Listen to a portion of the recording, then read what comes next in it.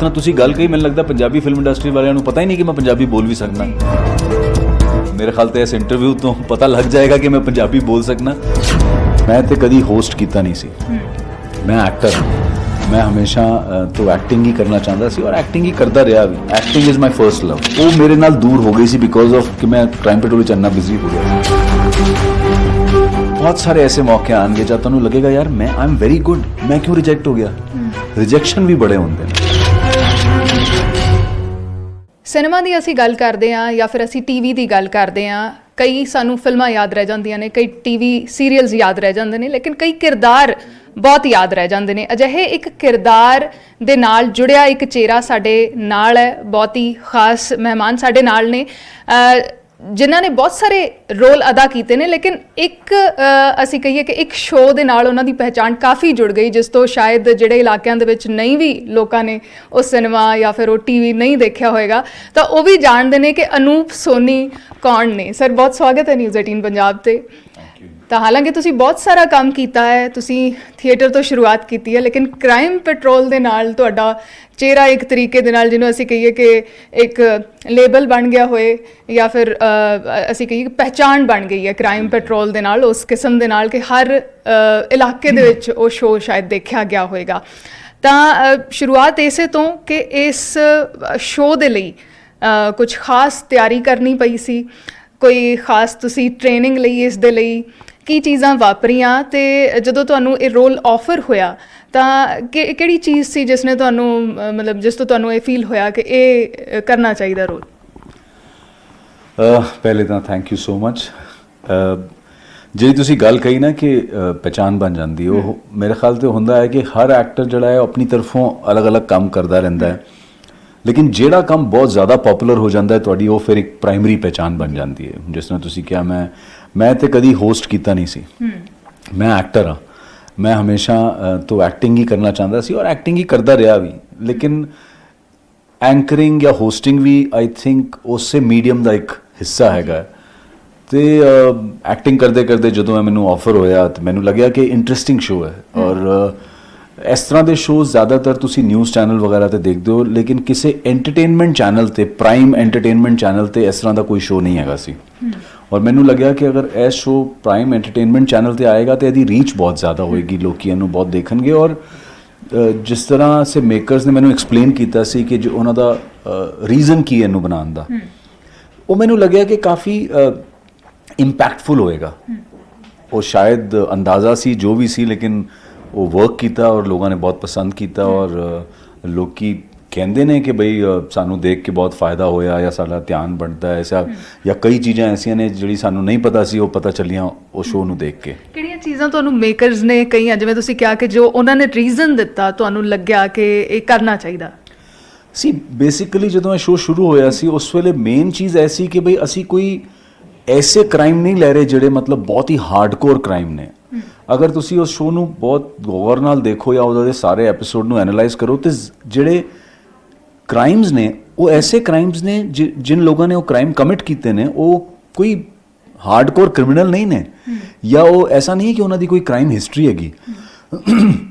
ਜ਼ਿਆਦਾਤਰ ਕ੍ਰਾਈਮ ਉਹ ਸੀ ਜੋ ਆਦਮੀ ਨੋਰਮਲ ਆਦਮੀ ਸੀ ਸਾਡੀ ਤਰ੍ਹਾਂ, ਲੇਕਿਨ ਉਹਨੂੰ ਤੁਸੀਂ ਗੁੱਸਾ ਕਹਿ ਲਓ ਜਾਂ ਜ਼ਿੰਦਗੀ 'ਚ ਕੋਈ ਹਤਾਸ਼ ਕਹਿ ਲਓ, ਕੋਈ ਪਰੇਸ਼ਾਨੀ ਕਹਿ ਲਓ, ਜਾਂ ਕੋਈ ਜਲਨ ਕਹਿ ਲਓ, ਜਾਂ ਕੋਈ ਜ਼ਿੰਦਗੀ 'ਚ ਕੋਈ ਲਾਲਚ ਸੀ ਔਰ ਉਹ ਉਸ ਲਾਈਨ ਨੂੰ ਕ੍ਰਾਸ ਕਰ ਬੈਠੇ ਔਰ ਕ੍ਰਾਈਮ ਕਮਿਟ ਕਰ ਬੈਠੇ।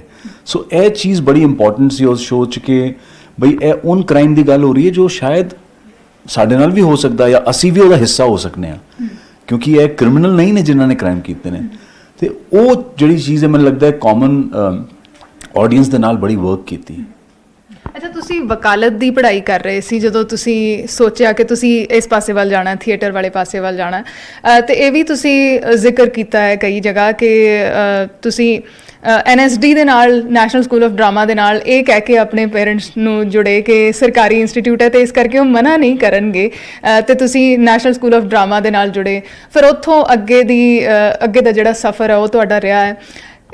ਹੁਣ ਜੇ ਅਸੀਂ ਦੇਖੀਏ, ਹੁਣ ਅਗਰ ਕੋਈ ਕਿਸੇ ਵੀ ਪਰਿਵਾਰ 'ਚੋਂ ਕੋਈ ਬੱਚਾ ਉੱਠ ਕੇ ਕਹੇ ਕਿ ਮੈਂ ਐਕਟਿੰਗ ਕਰਨੀ ਹੈ ਜਾਂ ਥੀਏਟਰ ਕਰਨਾ ਹੈ ਜਾਂ ਫਿਰ ਕਿਸੇ ਅਜਿਹੇ ਪ੍ਰੋਫੈਸ਼ਨ ਦੇ ਵਿੱਚ ਜਾਣਾ, ਤਾਂ ਲੱਗਦਾ ਹੈ ਕਿ ਉਹਨਾਂ ਦੇ ਲਈ ਈਜ਼ੀ ਹੈ, ਤੁਹਾਡੇ ਲਈ ਈਜ਼ੀ ਨਹੀਂ ਸੀ? ਕਿਸ ਕਿਸਮ ਦੇ ਨਾਲ ਤੁਸੀਂ ਮਨਾਇਆ ਆਪਣੇ ਪੇਰੈਂਟਸ? ਸੀ ਟਾਈਮ ਬਦਲ ਗਿਆ ਹੈ। ਮੇਰੇ ਖਿਆਲ ਤੇ ਹੁਣ ਪੇਰੈਂਟਸ ਦੇਖਦੇ ਨੇ ਕਿ ਬਈ ਇਸ ਪ੍ਰੋਫੈਸ਼ਨ ਨੂੰ ਵੀ ਇੱਕ ਸੀਰੀਅਸ ਪ੍ਰੋਫੈਸ਼ਨ ਦੀ ਤਰ੍ਹਾਂ ਚੁਣਿਆ ਜਾਂਦਾ ਹੈ। ਲੇਕਿਨ ਫਿਰ ਵੀ ਮੈਂ ਇੱਕ ਗੱਲ ਜ਼ਰੂਰ ਕਹਾਂਗਾ ਕਿ ਅਗਰ ਤੁਸੀਂ ਕਿਸੇ ਬਾਕੀ ਪ੍ਰੋਫੈਸ਼ਨ ਵਿੱਚ ਜਾਂਦੇ ਹੋ ਤੇ ਉਹ ਸਾਰੇ ਪ੍ਰੋਫੈਸ਼ਨ ਜਿਹੜੇ ਨੇ ਬੜੇ ਸਪੈਸ਼ਲਾਈਜ਼ਡ ਪ੍ਰੋਫੈਸ਼ਨ ਨੇ, ਉਹਦੇ ਵਾਸਤੇ ਤੁਹਾਨੂੰ ਇੱਕ ਸਰਟਨ ਡਿਗਰੀ ਚਾਹੀਦੀ ਹੈ। ਹਾਲੇ ਵੀ ਇਸ ਪ੍ਰੋਫੈਸ਼ਨ ਦੀ ਇੱਕ ਚੀਜ਼ ਹੈਗੀ ਕਿ ਇਹ ਨਾਨ ਸਪੈਸ਼ਲਾਈਜ਼ਡ ਪ੍ਰੋਫੈਸ਼ਨ ਹੈ। ਅਗਰ ਕੋਈ ਇਹ ਨਹੀਂ ਹੈ ਕਿ ਬਈ ਮੈਨੇ ਕੋਈ ਐਕਟਿੰਗ ਦੀ ਟ੍ਰੇਨਿੰਗ ਲਿੱਤੀ ਹੈ ਤੇ ਉਹੀ ਆਦਮੀ ਐਕਟਿੰਗ ਦੇ ਪ੍ਰੋਫੈਸ਼ਨ ਵਿੱਚ ਆ ਸਕਦਾ ਹੈ, ਕੋਈ ਵੀ ਆ ਸਕਦਾ ਹੈ। ਤੇ ਇਸ ਵਾਸਤੇ ਹਾਲੇ ਵੀ ਇਸ ਗੱਲ ਦਾ ਧਿਆਨ ਰੱਖਣ ਦੀ ਜ਼ਰੂਰਤ ਹੈ ਕਿ ਇੱਥੇ ਕੰਪੀਟੀਸ਼ਨ ਸਮਝ ਲਓ ਕਿ ਬਹੁਤ ਜ਼ਿਆਦਾ ਹੈ, ਕਿਉਂਕਿ ਹਰ ਕੋਈ ਤੁਹਾਡਾ ਕੰਪੀਟੀਟਰ ਹੈ। ਅਗਰ ਮੈਂ ਕੱਲ ਨੂੰ ਡਾਕਟਰੀ ਦੀ ਪੜ੍ਹਾਈ ਕਰਕੇ ਡਾਕਟਰ ਬਣਨਾ ਚਾਹਨਾ ਤੇ ਮੇਰਾ ਕੰਪੀਟੀਟਰ ਉਹੀ ਹੋਏਗਾ ਜਿੰਨੇ ਘੱਟ ਤੋਂ ਘੱਟ MBBS ਤੇ ਕੀਤੀ ਹੋਏਗੀ। ਲੇਕਿਨ ਇਸ ਪ੍ਰੋਫੈਸ਼ਨ ਵਿੱਚ ਤੁਸੀਂ ਜਿੰਨੀ ਮਰਜ਼ੀ ਟ੍ਰੇਨਿੰਗ ਲੈ ਕੇ ਆ ਜਾਓ, ਤੁਹਾਡਾ ਕੰਪੀਟੀਟਰ ਡਾਕਟਰ ਵੀ ਹੋ ਸਕਦਾ ਹੈ, ਇੰਜੀਨੀਅਰ ਵੀ ਹੋ ਸਕਦਾ ਹੈ, ਕੋਈ ਵੀ ਹੋ ਸਕਦਾ ਹੈ।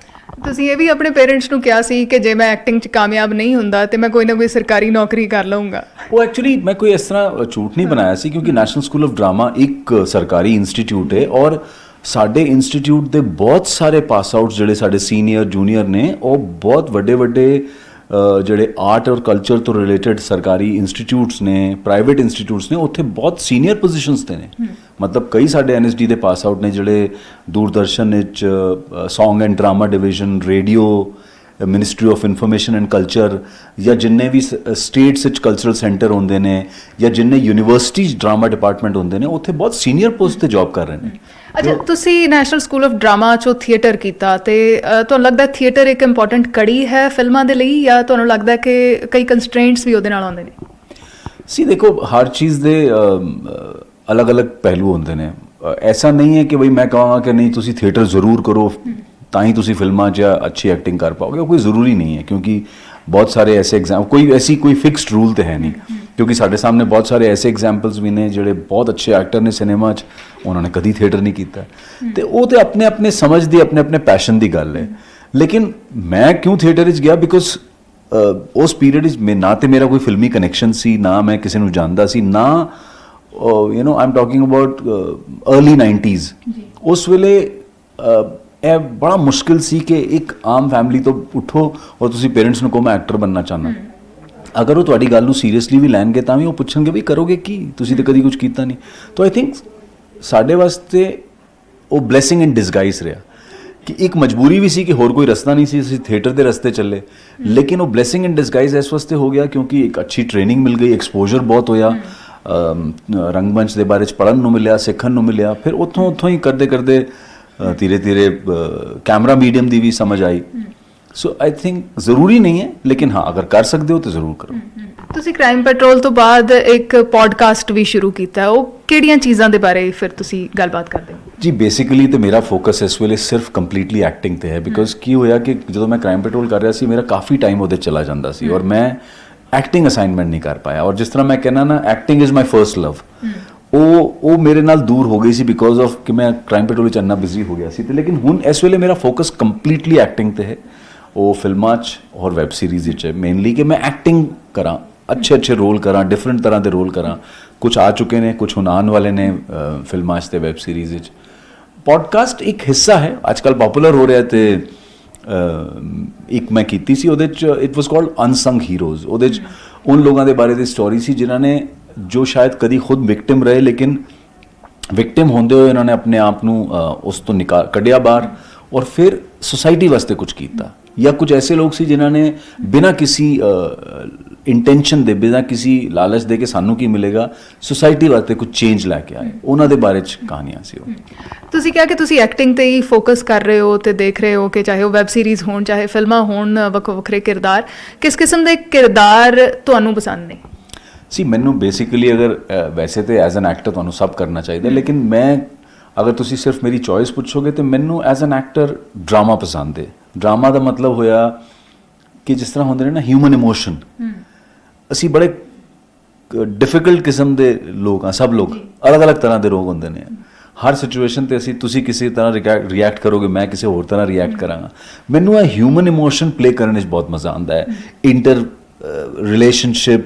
ਰਿਲੇਸ਼ਨਸ਼ਿਪ ਦੇ ਵਿੱਚ ਕੌਨਫਲਿਕਟ, ਉਹ ਜੋ ਹਿਊਮਨ ਮਾਈਂਡ ਹੈ ਨਾ ਕਿ ਕੀ ਸੋਚਦਾ, ਉਹ ਮੈਨੂੰ ਐਜ਼ ਐਨ ਐਕਟਰ ਪੋਰਟਰੇ ਕਰਨ ਵਿੱਚ ਅੱਛਾ ਲੱਗਦਾ। ਜਿਵੇਂ ਫੋਰ ਐਗਜ਼ਾਮਪਲ ਕਿ ਤੁਸੀਂ ਕੋਈ ਫਿਲਮ ਦੇਖੀ, ਕਿਸੇ ਹੋਰ ਐਕਟਰ ਨੇ ਕੋਈ ਕੈਰੈਕਟਰ ਕੀਤਾ ਜਾਂ ਕੋਈ ਐਕਟਰ ਤੁਹਾਨੂੰ ਬਹੁਤ ਜ਼ਿਆਦਾ ਪਸੰਦ ਹੈ ਤੇ ਉਸ ਦਾ ਕੈਰੈਕਟਰ ਤੁਹਾਡੇ ਮਨ 'ਚ ਹੋਏ ਕਿ ਮੈਂ ਇਹ ਮੈਂ ਕਰਨਾ ਸੀ, ਜਾਂ ਫਿਰ ਚਾਹੇ ਕੋਈ ਫੋਰਨ ਐਕਟਰ ਹੋਏ ਕਿ ਉਹਨਾਂ ਨੇ ਕੋਈ ਕੈਰੈਕਟਰ ਪਲੇ ਕੀਤਾ ਤੇ ਤੁਸੀਂ ਸੋਚਦੇ ਹੋ ਕਿ ਇਹੋ ਜਿਹਾ ਕੈਰੈਕਟਰ ਮੈਨੂੰ ਮਿਲੇ ਪਲੇ ਕਰਨ ਦੇ ਲਈ। ਹਾਂ ਬਿਲਕੁਲ, ਕਈ ਨੇ, ਮਤਲਬ ਜਿਸ ਤਰ੍ਹਾਂ ਜਦੋਂ ਮੈਨੂੰ ਯਾਦ ਹੈ ਮੈਂ ਜਦੋਂ ਨਵਾਂ ਐਕਟਿੰਗ ਸ਼ੁਰੂ ਕੀਤੀ ਸੀ, ਬਹੁਤ ਹੀ ਯੰਗ ਸੀ, ਮੇਰੀ ਉਮਰ ਸ਼ਾਇਦ 18-19 ਸਾਲ ਦੀ ਹੋਏਗੀ ਉਸ ਵੇਲੇ। ਮੈਂ ਲਮਹੇ ਦੇਖੀ ਸੀ ਅਨਿਲ ਕਪੂਰ ਜੀ ਦੀ, ਹੋਰ ਇੱਕ ਉਹਨਾਂ ਦੀ ਹੋਰ ਕਮਰਸ਼ੀਅਲ ਫਿਲਮ ਆਈ ਸੀ ਮੇਰੀ ਜੰਗ, ਤੇ ਉਹ ਦੋਨੋਂ ਫਿਲਮਾਂ ਆਲਮੋਸਟ ਆਸ-ਪਾਸ ਹੀ ਸੀ। ਮੈਂ ਦੋਨੋਂ ਜਦੋਂ ਦੇਖੀਆਂ ਮੈਨੂੰ ਲੱਗਿਆ ਸੀ ਕਿ ਯਾਰ ਇਸ ਤਰ੍ਹਾਂ ਦੇ ਰੋਲ ਮੈਨੂੰ ਮਿਲਣਗੇ ਤੇ ਮੈਂ ਬੜਾ ਸਕਸੈਸਫੁਲ ਹੋ ਸਕਣਾ, ਜਾਂ ਇਸ ਤਰ੍ਹਾਂ ਦੇ ਕੰਪਲਿਕੇਟਡ, ਕਿਉਂਕਿ ਲਮਹੇ ਵਾਜ਼ ਅ ਵੈਰੀ ਗੁੱਡ ਫਿਲਮ। ਜਾਂ ਅਗਰ ਤੁਸੀਂ ਕਹੋ ਯਸ਼ ਚੋਪੜਾ ਜੀ ਦੀਆਂ ਫਿਲਮਾਂ ਜਿਹੜੀਆਂ ਉਸ ਜ਼ਮਾਨੇ ਸੀ, ਕਾਲਾ ਪੱਥਰ, ਤ੍ਰਿਸ਼ੂਲ, ਇਹ ਸਾਰੀ ਫਿਲਮਾਂ ਦਾ ਮੇਰੇ ਉੱਤੇ ਬੜਾ ਇੰਪੈਕਟ ਰਿਹਾ। ਮੈਨੂੰ ਲੱਗਦਾ ਸੀ ਇਹ ਬੜੇ ਲੇਅਰਡ ਕੈਰੈਕਟਰਸ ਨੇ, ਤੇ ਇਸ ਤਰ੍ਹਾਂ ਦੇ ਰੋਲ ਅਗਰ ਮੈਨੂੰ ਮਿਲਣਗੇ, ਲੇਅਰਡ ਜਿਹਨੂੰ ਕਹਿੰਦੇ ਨੇ ਨਾ, ਜਿਹਦੇ ਪਿੱਛੇ ਕਨਫਲਿਕਟ ਹੋਏ, ਬਹੁਤ ਡਰਾਮਾ ਹੋਏ, ਉਹ ਮਜ਼ਾ ਆਉਂਦਾ ਕਰਨੇ। ਕਿਹੜੇ ਡਾਇਰੈਕਟਰ ਨਾਲ, ਜਦੋਂ ਤੁਸੀਂ ਇਹ ਗੱਲ ਕਰਦੇ ਹੋ ਕਿ ਇਹੋ ਜਿਹੇ ਲੇਅਰਡ ਕੈਰੈਕਟਰਸ ਹੋਣ, ਕਿਹੜਾ ਡਾਇਰੈਕਟਰ ਤੁਹਾਨੂੰ ਪਸੰਦ ਹੈ ਜਿਹੜਾ ਤੁਹਾਨੂੰ ਹੋਏ ਕਿ ਇਸ ਦੀ ਫਿਲਮ 'ਚ ਕੰਮ ਕਰਨਾ ਹੈ, ਜਾਂ ਇਹ ਜਿਸ ਕਿਸਮ ਦੀਆਂ ਫਿਲਮਾਂ ਬਣਾਉਂਦਾ ਉਹ ਉਸ ਫਿਲਮ 'ਚ ਕੰਮ ਕਰਨਾ? ਹੁਣ ਬਹੁਤ ਸਾਰੇ ਨੇ, ਹੁਣ ਜਿਸ ਤਰ੍ਹਾਂ ਇਮਤਿਆਜ਼ ਅਲੀ ਨੇ, ਉਹਨਾਂ ਦੀਆਂ ਫਿਲਮਾਂ ਮੈਨੂੰ ਬਹੁਤ ਪਸੰਦ ਨੇ, ਕਦੀ ਮੌਕਾ ਲੱਗੇਗਾ ਤੇ ਉਹਨਾਂ ਨਾਲ ਕੰਮ ਕਰਾਂਗੇ।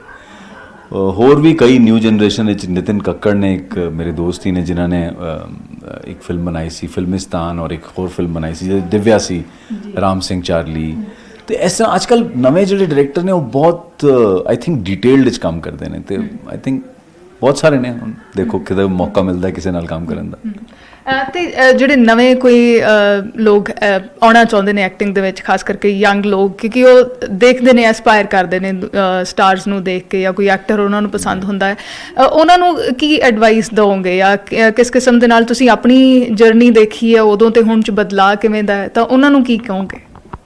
ਸੀ ਉਹੀ ਮੈਂ ਰਿਪੀਟ ਕਰਾਂਗਾ ਉਹੀ ਗੱਲ ਜੋ ਮੈਂ ਪਹਿਲੇ ਵੀ ਕਹੀ ਸੀ ਕਿ ਇੱਕ ਵਾਰ ਆਪਣੇ ਆਪ ਕੋਲੋਂ ਜ਼ਰੂਰ ਪੁੱਛੋ ਕਿ ਕਿਆ ਐਕਟਿੰਗ ਇੱਕ ਐਸੀ ਚੀਜ਼ ਹੈ ਜੋ ਮਤਲਬ ਤੁਸੀਂ ਇਹੀ ਕਰਨਾ ਚਾਹੁੰਦੇ ਹੋ।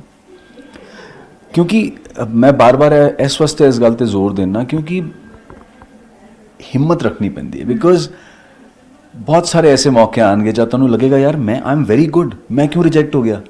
ਰਿਜੈਕਸ਼ਨ ਵੀ ਬੜੇ ਹੁੰਦੇ ਨੇ, ਤੇ ਉਸ ਰਿਜੈਕਸ਼ਨ ਦੇ ਵੇਲੇ ਅਗਰ ਤੁਸੀਂ ਆਪਣੇ ਆਪ ਨੂੰ ਸੰਭਾਲ ਕੇ ਰੱਖ ਸਕਦੇ ਹੋ, ਉਹ ਆਈ ਥਿੰਕ ਉਹ ਤਾਂ ਹੀ ਪੋਸੀਬਲ ਹੋਏਗਾ ਜਦੋਂ ਤੁਸੀਂ ਆਪਣੀ ਕ੍ਰਾਫਟ ਦੇ ਪ੍ਰਤੀ, ਅਗਰ ਤੁਸੀਂ ਐਕਟਰ ਬਣਨਾ ਚਾਹੁੰਦੇ ਹੋ, ਉਹਦੇ ਪ੍ਰਤੀ ਤੁਹਾਡਾ ਪੈਸ਼ਨ ਹੋਣਾ ਸਟਰੋਂਗ ਹੋਏਗਾ। ਨਹੀਂ ਤੇ ਜਲਦੀ ਟੁੱਟ ਜਾਂਦੇ ਨੇ ਲੋਕ। ਜਿਵੇਂ ਤੁਸੀਂ ਜ਼ਿਕਰ ਕੀਤਾ ਕਿ ਰਿਜੈਕਸ਼ਨਸ ਵੀ ਹੁੰਦੀਆਂ ਨੇ, ਤਾਂ ਜਦੋਂ ਇੱਕ ਐਕਟਰ ਦੀ ਇੱਕ ਪਹਿਚਾਣ ਬਣ ਜਾਂਦੀ ਹੈ, ਜਿਵੇਂ ਤੁਹਾਡਾ ਚਿਹਰਾ ਜਾਂ ਜਿਸ ਕਿਸਮ ਦੇ ਰੋਲ ਤੁਸੀਂ ਕੀਤੇ ਨੇ ਜਾਂ ਤੁਸੀਂ ਹੋਸਟ ਕੀਤਾ, ਤਾਂ ਉਹ ਇੱਕ ਪਹਿਚਾਣ ਬਣ ਗਈ। ਕਿ ਉਸ ਤੋਂ ਬਾਅਦ ਵੀ ਰਿਜੈਕਸ਼ਨਸ ਹੁੰਦੀਆਂ ਨੇ, ਆਡੀਸ਼ਨ ਦੇਣੇ ਪੈਂਦੇ ਨੇ, ਡਾਇਰੈਕਟਰ ਜਾਣਦਾ ਹੈ ਕਿ ਇਹ ਸ਼ਖਸ ਇਸ ਰੋਲ ਦੇ ਲਈ ਫਿੱਟ ਹੈ ਤੇ ਇਸ ਤਰੀਕੇ ਦੇ ਨਾਲ ਸਕ੍ਰਿਪਟਸ ਆਉਂਦੀਆਂ? ਦੇਖੋ ਡਿਪੈਂਡ ਕਰਦਾ ਹੈ। ਹੁਣ ਅਗਰ ਤੁਸੀਂ ਜ਼ਿੰਦਗੀ 'ਚ ਸ਼ਾਹਰੁਖ ਖਾਨ ਦੇ ਲੈਵਲ ਤੇ ਪਹੁੰਚ ਜਾਓਗੇ ਤੇ ਫਿਰ ਸ਼ਾਇਦ ਤੁਹਾਨੂੰ ਹੋ ਸਕਦਾ ਨਾ ਆਡੀਸ਼ਨ ਦੇਣੇ ਪੈਣ ਔਰ ਨਾ ਰਿਜੈਕਸ਼ਨ ਹੋਣ। ਉਹ ਫਿਰ ਉਸ ਵੇਲੇ ਤੁਸੀਂ ਜੋ ਖੁਦ ਕਰਨਾ ਚਾਹੁੰਦੇ ਹੋ ਉਹ ਤੁਹਾਡੇ ਹੱਥ ਆ ਜਾਂਦਾ ਹੈ। ਲੇਕਿਨ ਯੈਸ, ਐਸਾ ਕੋਈ ਜ਼ਰੂਰੀ ਨਹੀਂ ਹੈ। ਹੁਣ ਅਗਰ ਮੈਂ ਕਹਾਂ, ਮੈਨੂੰ ਕ੍ਰਾਈਮ ਪੈਟਰੋਲ ਕਰਨ ਦੇ ਬਾਅਦ ਜਦੋਂ ਮੈਂ ਐਕਟਿੰਗ 'ਚ ਵਾਪਸ ਆਪਣਾ, ਕਿਉਂਕਿ ਮੇਰਾ ਗੈਪ ਹੋ ਗਿਆ ਸੀ ਕੁਝ 4-5 ਸਾਲਾਂ ਦਾ, ਜਦੋਂ ਮੈਂ ਐਕਟਿੰਗ ਕਰਨਾ ਚਾਹੁੰਦਾ ਸੀ ਮੈਂ ਕਈ ਜਗ੍ਹਾ ਰਿਜੈਕਟ ਹੋਇਆ ਕਿ ਅਰੇ ਸਭ ਲੋਕ ਆਈ ਕਿ ਸ਼ੁਰੂ 'ਚ ਹੋਇਆ। ਜਦੋਂ ਮੈਂ 2019 ਵਿੱਚ ਮੈਂ ਕ੍ਰਾਈਮ ਪੈਟਰੋਲ ਛੱਡਿਆ ਸੀ, ਉਹਦੇ ਬਾਅਦ ਇਹ ਹੁੰਦਾ ਸੀ ਅਰੇ ਹਾਂ ਯਾਰ ਬੜਾ ਅੱਛਾ ਐਕਟਰ ਹੈਗਾ ਹੈ ਅਨੂਪ ਸੋਨੀ, ਲੇਕਿਨ ਹਰ ਨਾ ਉਹਦੀ ਇਮੇਜ ਬੜੀ ਉਹ ਹੈ, ਕ੍ਰਾਈਮ ਪੈਟਰੋਲ ਵਾਲੀ ਇਮੇਜ ਹੈ ਯਾਰ, ਉਹ ਲੋਕੀ ਨਾ ਉਹ ਸਟੀਰੀਓਟਾਈਪ ਬਣ ਗਿਆ। ਉਸੇ ਹਰ ਚੀਜ਼ ਦੇ ਫਾਇਦੇ ਨੁਕਸਾਨ ਦੋਨੋਂ ਵੀ ਹੁੰਦੇ ਨੇ, ਲੇਕਿਨ ਉਹ ਗਲਤ ਵੀ ਨਹੀਂ ਹੈ। ਮਤਲਬ ਮੈਂ ਕ੍ਰਾਈਮ ਪੈਟਰੋਲ ਬਹੁਤ ਇੰਜੋਏ ਕੀਤਾ ਔਰ ਮੇਰੀ ਉਹ ਪਹਿਚਾਨ ਹੈ and I am really proud ਕਿ ਮੈਂ ਉਹ ਸ਼ੋਅ ਕੀਤਾ ਔਰ ਕਿ ਲੋਕ ਮੈਨੂੰ ਉਹਦੇ ਨਾਲ ਯਾਦ ਰੱਖਦੇ ਨੇ। ਸੋ ਆਈ ਡਿਡ ਇਟ ਫॉर ਸੱਚ ਅ ਲੌਂਗ ਟਾਈਮ। ਇਨਫੈਕਟ ਮੈਨੂੰ ਥੋੜ੍ਹੇ ਦਿਨ ਪਹਿਲੇ ਮੇਰੇ ਇੱਕ ਦੋਸਤ ਨੇ ਮੈਨੂੰ ਵੀਡੀਓ ਭੇਜਿਆ, ਫਿਰ ਮੈਂ ਉਹਨੂੰ ਸੋਸ਼ਲ ਮੀਡੀਆ ਤੇ ਪੋਸਟ ਵੀ ਕੀਤਾ। ਆਈ ਥਿੰਕ 10-15 ਦਿਨ ਪਹਿਲੇ ਦੀ ਗੱਲ ਹੈ। KBC 'ਚ ਕੁਐਸਚਨ ਸੀ 5ਵੇਂ ਨੰਬਰ ਦਾ ਕਿ ਕ੍ਰਾਈਮ ਪੈਟਰੋਲ ਦੇ ਹੋਸਟ ਕੌਣ ਰਹੇ ਨੇ ਸਭ ਤੋਂ ਜ਼ਿਆਦਾ ਟਾਈਮ, 4 ਆਪਸ਼ਨ ਵਿੱਚ। ਤੇ ਉਹ ਬੜੇ ਪ੍ਰਾਊਡ ਫੀਲਿੰਗ ਵੀ ਹੁੰਦੀ ਹੈ ਕਿ ਨਹੀਂ ਯਾਰ ਤੁਸੀਂ ਕੰਮ ਕੀਤਾ ਔਰ ਤੁਸੀਂ ਪਹਿਚਾਨੇ ਜਾਂਦੇ ਹੋ, ਲੋਕ ਪਹਿਚਾਨਦੇ ਨੇ। ਲੇਕਿਨ ਯੈਸ, ਐਜ਼ ਐਨ ਐਕਟਰ ਥੋੜ੍ਹਾ ਲੋਕਾਂ ਨੂੰ ਟਾਈਮ ਲੱਗਦਾ ਹੈ। ਆਪਣੀ ਆਪਣੀ ਥਿੰਕਿੰਗ ਹੁੰਦੀ ਹੈ, ਪਰਸੈਪਸ਼ਨ ਵਾਲੀ ਗੱਲ ਹੈ। ਮੈਂ ਕਹਿੰਦਾ ਕਿ ਬਈ ਦੇਖੋ ਮੈਂ ਤੇ ਐਕਟਰ ਹਾਂ ਨਾ, ਮੈਂ ਤੇ ਰੋਲ ਕਰਾਂਗਾ, ਬਟ ਹੁਣ ਉਹ ਲਾਸਟ 2 ਸਾਲਾਂ ਥੋੜ੍ਹਾ ਫਰਕ ਪਿਆ ਹੈ। ਹੁਣ ਉਹ ਮਤਲਬ ਥੋੜ੍ਹੇ ਜਿਹੇ ਚੇਂਜ ਹੋਏ ਨੇ ਔਰ ਮੈਂ ਕਾਫੀ ਵੇਰੀਡ ਰੋਲਸ ਕਰ ਰਿਹਾ ਬਲ। ਇਨਫੈਕਟ ਹੁਣੇ ਮੇਰਾ ਇੱਕ ZEE5 ਤੇ ਇੱਕ ਵੈਬ ਸੀਰੀਜ਼ ਰਿਲੀਜ਼ ਹੋਈ ਸੀ, ਸਾਸ ਬਹੂ ਅਚਾਰ ਪ੍ਰਾਈਵੇਟ ਲਿਮਿਟਿਡ।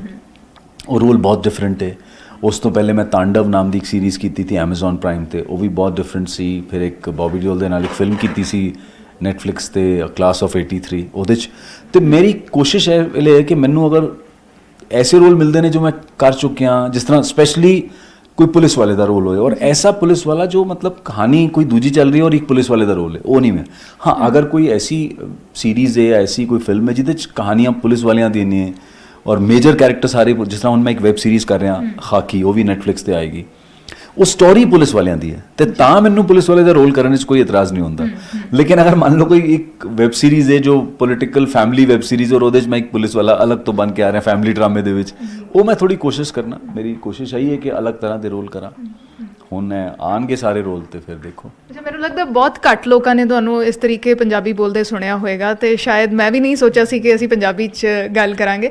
ਤਾਂ ਪੰਜਾਬੀ ਸਿਨੇਮਾ 'ਚ ਇਰਾਦਾ ਹੈ ਕੰਮ ਕਰਨ? 2 ਫਿਲਮਾਂ ਕਰ ਚੁੱਕਿਆ, 2 ਹੀ ਕੀਤੀਆਂ ਨੇ, ਉਹ ਵੀ ਥੈਂਕਸ ਟੂ ਦਿਵਿਆ ਦੱਤਾ, ਇਹਨਾਂ ਨੇ ਮਿਲਵਾਇਆ ਸੀ ਮੈਨੂੰ। ਮੇਰੀ ਪਹਿਲੀ ਫਿਲਮ ਸੀ ਦੇਸ ਹੋਇਆ ਪਰਦੇਸ, ਗੁਰਦਾਸ ਮਾਨ ਜੀ ਦੇ ਨਾਲ, ਔਰ ਦੂਜੀ ਵੀ ਉਹਨਾਂ ਦੇ ਨਾਲ ਹੀ ਸੀ ਸੁਖਮਨੀ, ਜੋ ਉਹਨਾਂ ਦੀ ਵਾਈਫ ਨੇ ਡਾਇਰੈਕਟ ਕੀਤੀ ਸੀ।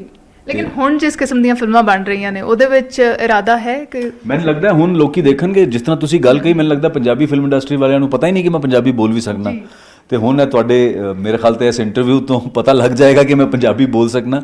ਤੇ ਅਗਰ ਕੋਈ ਆਫਰ ਆਣਗੇ ਤਾਂ ਮੈਂ ਜ਼ਰੂਰ ਕਰਾਂਗਾ, ਲੇਕਿਨ ਅਨਫੋਰਚੂਨੇਟਲੀ ਸ਼ਾਇਦ ਮੈਨੂੰ ਲੱਗਦਾ ਕਿ ਉਹ ਪਰਸੈਪਸ਼ਨ ਦੀ ਗੱਲ ਹੈ, ਲੋਕਾਂ ਨੂੰ ਪਤਾ ਹੀ ਨਹੀਂ ਕਿ ਮੈਂ ਪੰਜਾਬੀ ਵੀ ਬੋਲਣਾ ਔਰ ਮੈਂ ਪੰਜਾਬੀ ਹਾਂ। ਤੇ ਤਾਂ ਮੈਨੂੰ ਮਾਨ ਸਾਹਿਬ ਨੇ 2 ਫਿਲਮਾਂ ਮੈਂ ਉਹਨਾਂ ਨਾਲ ਕੀਤੀਆਂ, ਕਿਉਂਕਿ ਉਹਨਾਂ ਨੂੰ ਪਤਾ ਸੀ। ਉਹਦੇ ਬਾਅਦ ਉਹਨੂੰ ਵੀ ਕਾਫੀ ਟਾਈਮ ਹੋ ਗਿਆ ਮੇਰੇ ਖਿਆਲ ਤੇ, ਹੁਣ ਇਸ ਗੱਲ ਨੂੰ ਵੀ 10-12 ਸਾਲ ਹੋ ਗਏ ਨੇ, ਤੇ ਲਾਸਟ ਕੋਈ 10 ਸਾਲਾਂ 'ਚ ਤੇ ਕੋਈ ਪੰਜਾਬੀ ਫਿਲਮ ਦਾ ਆਫਰ ਆਇਆ ਨਹੀਂ, ਲੇਕਿਨ ਅਗਰ ਆਏਗਾ ਤਾਂ ਮੈਂ ਜ਼ਰੂਰ ਕਰਾਂਗਾ, ਪੱਕੀ ਮੈਨੂੰ ਲੱਗਦਾ ਗੱਲ। ਪੰਜਾਬੀ ਆਡੀਅנס ਵੀ ਹੁਣ ਇੱਕ ਵੱਖਰੇ ਨਜ਼ਰੀਏ ਨਾਲ ਤੁਹਾਨੂੰ ਦੇਖੇਗੀ ਜਦੋਂ ਪੰਜਾਬੀ ਦੇ ਵਿੱਚ ਨਿਊਜ਼ 18 ਦੇ ਗੱਲ ਕਰਦੇ ਸੁਣੇਗੀ। ਸ਼ੁਕਰੀਆ ਸਰ ਬਹੁਤ ਗੱਲਬਾਤ ਕਰਨ ਦੇ ਲਈ। ਕ੍ਰਾਈਮ ਪੈਟਰੋਲ ਦੇ ਨਾਲ ਇੱਕ ਪਹਿਚਾਣ ਜ਼ਰੂਰ ਵੱਖਰੀ, ਜਿਹੜੀ ਹਰ ਸ਼ਖਸ ਨੇ ਸ਼ਾਇਦ ਹਰ ਘਰ ਦੇ ਵਿੱਚ ਉਹ ਸ਼ੋਅ ਦੇਖਿਆ ਗਿਆ ਹੈ, ਉਸ ਤੋਂ ਇੱਕ ਵੱਖਰੀ ਪਹਿਚਾਣ ਬਣੀ ਹੈ। ਲੇਕਿਨ ਬਹੁਤ ਸੋਹਣੀ ਪੰਜਾਬੀ ਬੋਲਦੇ ਨੇ ਤੇ ਪੰਜਾਬੀ ਫਿਲਮਾਂ ਦੇ ਵਿੱਚ ਵੀ ਕੰਮ ਕਰਨ ਦਾ ਇਰਾਦਾ ਰੱਖਦੇ ਨੇ, ਤੇ ਬਹੁਤ ਹੀ ਖੂਬਸੂਰਤ ਗੱਲਬਾਤ ਐਕਟਿੰਗ ਨੂੰ ਲੈ ਕੇ, ਜਿਸ ਕਿਸਮ ਦੀਆਂ ਫਿਲਮਾਂ ਬਣ ਰਹੀਆਂ ਨੇ ਸਿਨੇਮਾ ਨੂੰ ਲੈ ਕੇ, ਤੇ ਉਹਨਾਂ ਦੀ ਜਰਨੀ ਕੀ ਰਹੀ ਹੈ ਉਸ ਨੂੰ ਲੈ ਕੇ ਗੱਲਾਂ ਬਾਤਾਂ ਹੋਈਆਂ ਨੇ। ਮੈਂ ਅਰਸ਼ਦੀਪ ਸੰਧੂ, ਨਿਊਜ਼ 18, ਸ਼ੁਕਰੀਆ।